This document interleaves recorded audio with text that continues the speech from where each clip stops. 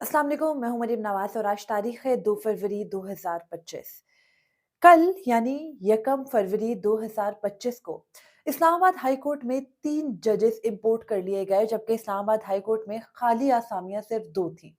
Islamabad high court में नए जजेस लगाने की वजूहात बताना भी जरूरी नहीं समझी गई, बल्कि रात के एक नोटिफिकेशन के जरिए 3 जजेस को 3 मुख्तलिफ हाई कोर्ट से इस्लामाबाद हाई कोर्ट लाया गया, जिनमें से मुमकिन तौर पर justice Sarfaraz Dogar Islamabad high court के चीफ जस्टिस लगा दिए जाएंगे। इन जजेस की काबिलियत क्या है, इनको कितना अरसा अपने हाई कोर्ट्स में सर्व करते हो गया, और अब अगला लाएअमल इस्लामाबाद हाई कोर्ट के उन जजेस का क्या होगा जिन्होंने एक खत के जरिए गुज़िश्ता 2 दिन पहले सदर मुमलिकत आसिफ अली ज़रदारी, चीफ जस्टिस और तीनों सूबाई जो अ, हाई कोर्ट्स हैं, उनके चीफ जस्टिसेस को मतला किया था कि ऐसा ना करें, वरना करने की सूरत में आप आईने पाकिस्तान के साथ फ्रॉड कर रहे होंगे। लेकिन गुज़िश्ता रात ये फ्रॉड हो गया। अब इसके बाद आगे क्या होना है, अब तक क्या हुआ है? चीफ जस्टिस याया अफरीदी, जो कि चीफ जस्टिस ऑफ पाकिस्तान हैं, उन्होंने इन जजेस के साथ किया अपना वादा कैसे तोड़ा, और उसके अलावा उनका जो किरदार है इस सारे के सारे कहानी में वो मरकज़ी कैसे है, इस तमाम तर तफ़सीलात से मुतालिक आपको इस व्लॉग में अपडेट करूँगी। तो सबसे पहले ये कि गुज़िश्ता रात 9 बजे का वक़्त था, क्योंकि हम लॉ कवर करते हैं और ज़ाहिर है कि फ़ौरन से जो नोटिफ़िकेशन निकलता है उसका इल्म भी हो जाता है। तो गुज़िश्ता रात 9 बजे पता चला कि हफ़्ते की रात को, यानी एक तरह से संडे की रात है और हफ़्ता गुज़र के सॉरी रात है, और अचानक से लॉ मिनिस्ट्री ने एक छुट्टी के दिन एक नोटिफ़िकेशन जारी कर दिया है, और उस नोटिफ़िकेशन के अंदर ये दर्ज था, बड़ा ब्रीफ सा नोटिफ़िकेशन था, कोई बड़ी-बड़ी बातें, कोई बड़ी-बड़ी चीज़ें नहीं लिखी हुई, और फ़ौरन उसमें लिखा गया कि फ़ौरी तौर पर इसको गज़ट ऑफ पाकिस्तान में पब्लिश किया जाए, और उस नोटिफ़िकेशन के अंदर ये लिखा गया कि इसमें अच्छा नोटिफ़िकेशन में ना जो डेट है उसको पेंसिल से, जैसे पेन से लिखा गया है 1 फरवरी 2025, और नोटिफ़िकेशन के अंदर ये कहा गया है कि आर्टिकल 200 के सब क्लॉज़ 1 के तहत अपने इख्तियारात को इस्तेमाल करते हुए सदर मुमलिकत ने इन जो फॉलोइंग जो जजेस हैं इनको इनका ट्रांसफ़र का हुक्म दे दिया है, और इनके अहकामात के बाद ये नोटिफ़िकेशन जारी किया जाता है। सबसे पहला नाम है मिस्टर जस्टिस सरदार मोहम्मद सरफराज डोगर, जज Lahore high court, to transfer from Lahore high court to Islamabad high court with immediate effect. उसके बाद जस्टिस खादिम हुसैन सुब्रो, जो कि सिंध हाई कोर्ट के जज हैं, उनको ट्रांसफर किया गया है इस्लामाबाद हाई कोर्ट। और फिर तीसरे हैं जस्टिस मोहम्मद आसिफ, जो कि हाई कोर्ट ऑफ बलूचिस्तान के जज हैं, और उनको हाई कोर्ट ऑफ बलूचिस्तान से ट्रांसफर किया गया है फौरी तौर पर टू इस्लामाबाद हाई कोर्ट। अब इस्लामाबाद हाई कोर्ट के अंदर जो खाली असामियाँ हैं ना, वो आईने पाकिस्तान खैर आईने पाकिस्तान तो नहीं, कानून के तहत उनको 8 से बढ़ाकर 12 किया गया। तो पिछले दिनों में हमने देखा कि 2 जज लगाए गए। अब ये 2 जजों का जो प्रपोज़ल था, वो ज़ाहिर है कि चीफ जस्टिस ऑफ पाकिस्तान की तरफ से, मतलब चीफ जस्टिस पाकिस्तान ने जुडिशल कमीशन बुलाया, वहाँ पर मुख्तलिफ जो जुडिशल कमीशन के मेंबरान थे, उनसे प्रपोज़ल्स माँगे गए, और हमने देखा कि कैसे बराह रास्त जो नॉमिनीज़ हैं ताकतवर हलकों की, उनको लगा दिया गया इस्लामाबाद हाई कोर्ट में, लेकिन 2 को लगाया गया, 2 असामियाँ दानिस्ता तौर पर खाली छोड़ी गईं। 10 जजेस इस्लामाबाद हाई कोर्ट में इस वक़्त काम कर रहे हैं।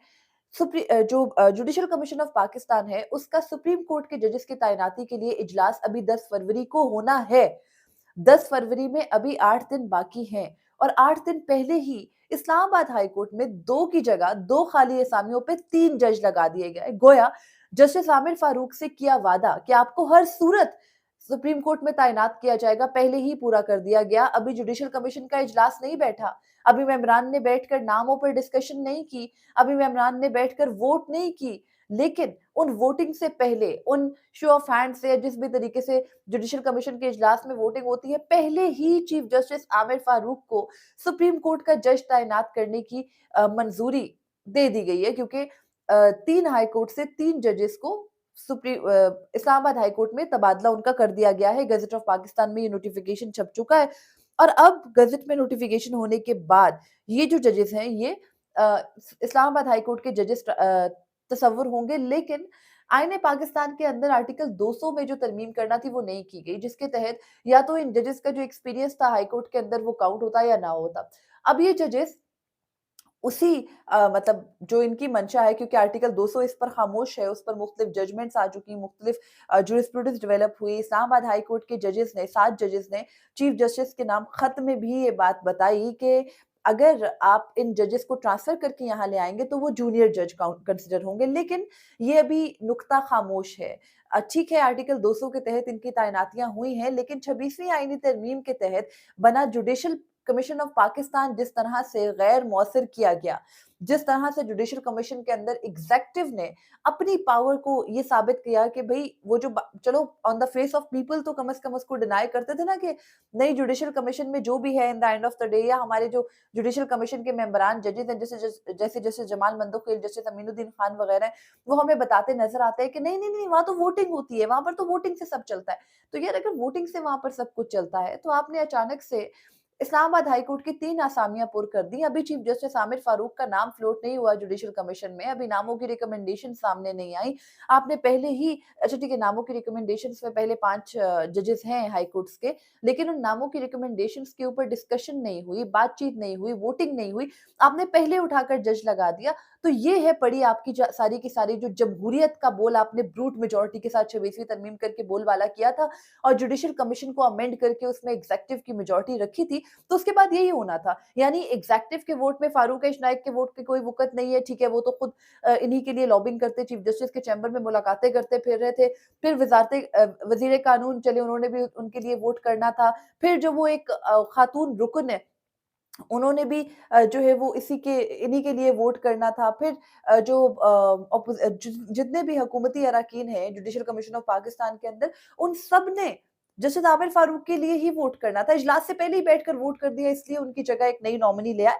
तो ये एक तरीक़ेकार अपनाया गया और अब आते हैं हम जजेस पर, जो जजेस लाए गए हैं। सबसे पहला नाम है जी जस्टिस सरदार सरफराज डोगर का।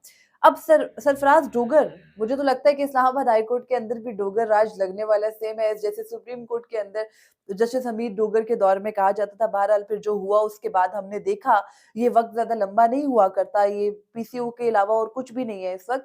तो जस्टिस सरफराज डोगर जो बड़ी खुशी-खुशी इस्लामाबाद हाई कोर्ट आने को तैयार हो गए। इससे पहले जस्टिस शहराम सरवर का नाम चल रहा था, लेकिन जस्टिस शहराम सरवर का शायद न या तो नाम फाइनलाइज़ नहीं हो सका, उन्होंने खुद इनकार किया। तो इस पर भी आते हैं कि कौन-कौन से किरदार इस सब में इन्वॉल्व हैं। तो जस्टिस सरफराज डोगर की जो तैनाती है लाहौर हाई कोर्ट की, वो 8 जून 2025 की है। यानी 2025 से वो कंसिडर होंगे, तो वो आमिर फारूक के बाद अब जो इस्लामाबाद हाई कोर्ट है उसमें सीनियर तरीन जज तस्वुर होंगे सीनियॉरिटी के हिसाब से, अगर उनके लाहौर हाई कोर्ट की सर्विस को गिना जाता है। क्योंकि जस्टिस मोहसिन अख्तर कियानी की जो तैनाती है वो 2016 की है गालिबन, 15 से जो है वो 15 के बाद की है। तो ये जानबूझ के जस्टिस सरफराज डोगर को लाया गया ताकि वो सीनियर तरीन जजेस में शुमार हो, और वैसे भी उनका नाम फाइनलाइज़्ड है। ये 3 जजेस में से एक को चूज़ करने वाला ड्रामा अब जुडिशल कमीशन को करने की ज़रूरत नहीं पड़ेगी। सेकंडली सिंध हाई कोर्ट के खादिम हुसैन सोमरो हैं, जिनकी तैनाती 14 अप्रैल 2023 की है। ज़ाहिर है वो तो ये इन सारे जजेस से जूनियर कंसीडर होंगे। जो इस्लामाबाद हाई कोर्ट में वो सिर्फ़ जस्टिस आज़म खान, जिनको हाल ही में तैनात किया गया, और जस्टिस इनाम अमीन मिन्हास से जो है वो सीनियर कंसीडर होंगे। और इसी तरह से बलूचिस्तान हाई कोर्ट में हाल ही में एक वकील जो तैनात किए गए थे मोहम्मद आसिफ, उनको 20 जनवरी 2025 को बलूचिस्तान हाई कोर्ट में वो तैनात हुए। फिर उनकी इतनी अच्छी लॉटरी निकली कि वो अचानक से तबादला होकर ब्यूरोक्रेट की तरह इस्लामाबाद हाई कोर्ट में आ गए, और इस्लामाबाद हाई कोर्ट के अंदर उनका तबादला कर दिया गया विदाउट एनी रीज़नेबल रीज़न्स। की क्या ज़रूरत पड़ी? इस्लामाबाद हाई कोर्ट में जो 16,000 17,000 मुकदमात पेंडिंग हैं, उनका बोझ बहुत ज़्यादा था, वो ये आकर कम करेंगे? या फिर बलूचिस्तान हाई कोर्ट में सब इतना अच्छा चल रहा था कि वहाँ पर जजेस की ज़रूरत ही नहीं है, तो अचानक से इस्लामाबाद हाई कोर्ट लाना पड़ा। यही हाल सिंध हाई कोर्ट का है, वहाँ पर ज़ेर-ए-इल्तवा जो मुकदमात हैं वो इतने कम हैं, या वहाँ पर लिटिगेशन बहुत कम है, या वहाँ पर बहुत काबिल दमाग हैं। तो वहाँ से एक जज साहब को जिनका शायद अहलियत बहुत ज़्यादा है, उनको इस्लामाबाद हाई कोर्ट लाया गया। तो बहरहाल अब अपनी मर्ज़ी के जजेस जो है वो लगा दिए गए हैं। और क्या खूब कुछ देर पहले सेनेटर मुश्ताक की एक ट्वीट पढ़ी थी मैं, उन्होंने लिखा इस तमाम तर प्रोसेस के ऊपर कोट ट्वीट करके कि सकूत अदलिया हो चुका है, और इसमें कोई शक नहीं है, ये सकूत अदलिया ही है। बहरहाल अब ये जजेस आकर बैठेंगे। भले ही जस्टिस सरदार सरफराज डोगर को आप इस्लामाबाद हाई कोर्ट का चीफ जस्टिस भी लगा देंगे, ज़ाहिर है अब आपसे तो कुछ दूर नहीं है। लेकिन इन तमाम तर किरदारों को लगाने के पीछे जो मेन किरदार है, वो chief justice of Pakistan justice Yahya Khan Afridi का है। उनके कंसेंट के बगैर ये जजेस नहीं लग सकते थे। हाई कोर्ट के चीफ जस्टिस को तो छोड़ दें ना, हमें पता है कि वहाँ पर क्या हो रहा है, लेकिन मुझे हैरानगी जस्टिस शफी सिद्दीकी पर है। मतलब जस्टिस शफी सिद्दीकी ने अभी तक एक स्टैंड लिया है सिंध हाई कोर्ट के अंदर 26वीं तरमीम के खिलाफ भी। उनका कंसेंट या तो लिया नहीं गया या उनका कंसेंट मैटर नहीं करता था। सदर मुमलिकत ने चीफ जस्टिस से जो है वो रवाबित किए। हमने देखा फारूक इशनाइक दौड़े-दौड़े चीफ जस्टिस के पास भागे आए। फिर हमने देखा कि अटॉर्नी जनरल और वज़ीर कानून तमाम एस्टेब्लिशमेंट के नुमाइंदगान वहाँ चीफ जस्टिस के पास आते रहे और चीफ जस्टिस पता नहीं किस बात पे नहीं मान रहे थे, लेकिन शायद वो 3 पे नहीं मान रहे होंगे, कह रहे होंगे नहीं 2 लाओ ना, अच्छी बात नहीं है। लेकिन फिर अचानक से वो 3 ले आए क्योंकि ज़ाहिर है माइट इज़ राइट, जिसकी इस मुल्क में जिसकी लाठी उसकी भैंस का हिसाब एक अरसे से, सदियों से चल रहा है, वही चलेगा। बहरहाल अब हालात ये हैं कि किरदार यानी आपने याद रखना है कि सदर मुमलिकत आसिफ अली ज़रदारी जो खुद को 10-14 साल कैद के बाद एक बहुत बड़ा जमहूरी शख्स मानते नहीं हैं। उन्होंने पीका का कानून, मुतनाज़ तरीन कानून अभी हाल ही में पास किया।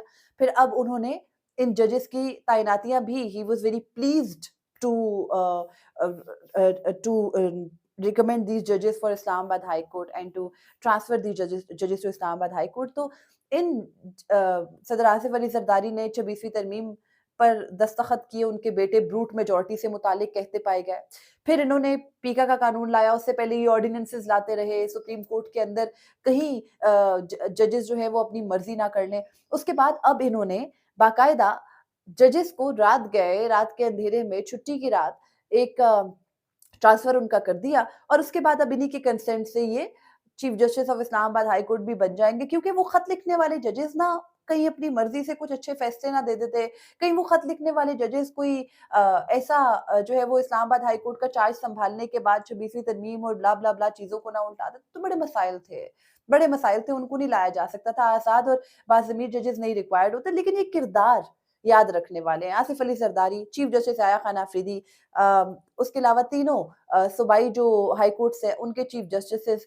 फिर आपने नाम याद रखना है वज़ीर कानून आज़म नज़ीर तारड़, फिर आपने नाम याद रखना है attorney general for Pakistan Mansoor Usman Awan, आपने नाम याद रखना है फारूक इशनाइक। और अगर कभी मुस्तकबिल में ये आपको जमहूरियत करते या खेलते नज़र आएँ, तो ज़रूर बताइएगा इन्हें कि भई आप एक आमरीत पसंद लोग हैं और उसी तरफ रहना पसंद करते हैं। अगर आपको चंद आवाज़ें चुभ रही थी, तो आपने उनको दबाने, उनका गला घोंटने में कोई कसर नहीं छोड़ी। सेकंडली, अब आते हैं कि होगा क्या? इस्लामाबाद हाई कोर्ट के इन जजेस ने ये तय कर रखा है, ये बता रखा है कि ये खामोश नहीं रहेंगे और वो खामोश ना रहना की सूरत में होगा, वो सख्त फैसलों की सूरत होगा, क्योंकि आप जो भी इस्लामाबाद हाई कोर्ट का चीफ जस्टिस लाकर लगा दें, उस चीफ जस्टिस ने इन्हीं जजेस के ऊपर बैठना है और फिर एक ऐसी इस्लामाबाद हाई कोर्ट में जहाँ आपने 26वीं तरमीम के बाद आईनी बेंच बनाने की ज़हमत भी नहीं की, अब आप आईनी बेंच बनाएँगे क्योंकि अब आप अपनी मर्ज़ी के जज ले आए हैं और इन जजेस को आप बिल्कुल साइडलाइन करेंगे। मगर फिर भी अगर कोई जज डट जाए तो वो अपनी पर्सनल कैपेसिटी में वो सब कर सकता है, जो आप सोच भी नहीं सकते। इमरान खान को रिलीफ देना आपका मसला है, नहीं देंगे, क्या हो जाएगा? ठीक है, सज़ाएँ बरकरार रख लेंगे, यही आपके लगाए हुए जजेस।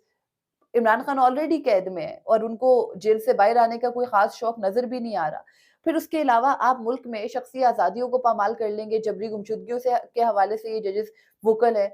ठीक है, आप वो भी बंद कर दें। आपने कौन-सा किसी की जबरी गुमशुदगी का केस टेक अप होने से उसको छोड़ दिया या आपने जबरी गुमशुदगियाँ बंद कर दी, आपने तो बढ़ाई।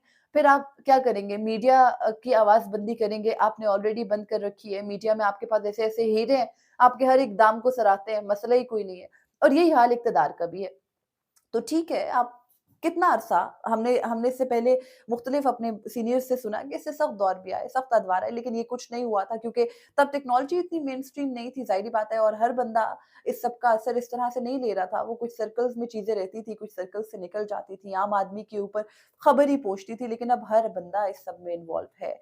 तो देखना है कि ये क्या होता है, लेकिन इस्लामाबाद हाई कोर्ट के जजेस का रिएक्शन बड़ा इम्पोर्टेंट होगा। और इसी ज़िम्न में इस्लामाबाद बार, जो कि अदलिया की इस्लामाबाद की हद तक बॉडीज़ है, डिस्ट्रिक्ट बार है, इस्लामाबाद हाई कोर्ट बार है, इस्लामाबाद बार काउंसिल है, इनका एक हंगामी इजलास अब से कुछ देर में शुरू होगा और हंगामी इजलास के बाद दिन 1 बजे प्रेस कॉन्फ्रेंस के ज़रिए वो बताएँगे कि उनका अगला लाएअमल क्या होने वाला है, क्योंकि इन्होंने रात ही एक तहरीक का ऐलान कर दिया है और अगर वुकला तहरीक होती है तो कहीं न कहीं ये बात भी एक फ्लोट हुई थी कि ये जजेस इस्तीफ़े देके वुकला तहरीक लीड कर सकते हैं। लेकिन उस सूरत में भी क्या होगा कि मुल्क के अंदर मोहसिन नकवी जैसे वज़ीर दाखिला मौजूद हों, जो अपनी प्रेस स्टेटमेंट्स में ये कह चुके हों कि अगर पाकिस्तान तहरीक-ए-इंसाफ ने भी अपना जमहूरी हक इस्तेमाल करते हुए 8 फरवरी को किया एहतजाज, तो हम उन्हें छोड़ेंगे नहीं, तो ये वुकला तहरीक में क्या करेंगे? बहरहाल वुकला ने अब तक कुछ वुकला ने एक अच्छा किरदार अदा किया, जबकि बाकी वुकला हाई कोर्ट के अंदर अपनी-अपनी नशिस्तें लेने में मसरूफ़ है। तो ये देखना है कि क्या ये तहरीक वाला मामला ज़्यादा सक्सेसफुल रहेगा या फिर जजेस अपने ओहदों पर रहेंगे और अपने ओहदों पर रहते हुए अपनी ताकत का इस्तेमाल करेंगे। जैसे हमने देखा कि जस्टिस मंसूर अली शाह को आपने बिल्कुल साइडलाइन कर दिया, लेकिन उन्होंने आपको इतना घुमाया कि आईनी बेंच जो है वो उसको बड़ा डिफेंसिव होना पड़ा। सुप्रीम कोर्ट के अंदर एक अलग आवाज़ें उठी।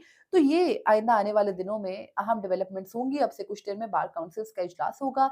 उनके इजलास के बाद वो क्या तय करते हैं, क्या तफ़सीलात बनती हैं, क्या लाए-अमल बनता है, आइंदा आने वाले दिन इम्पोर्टेंट हैं।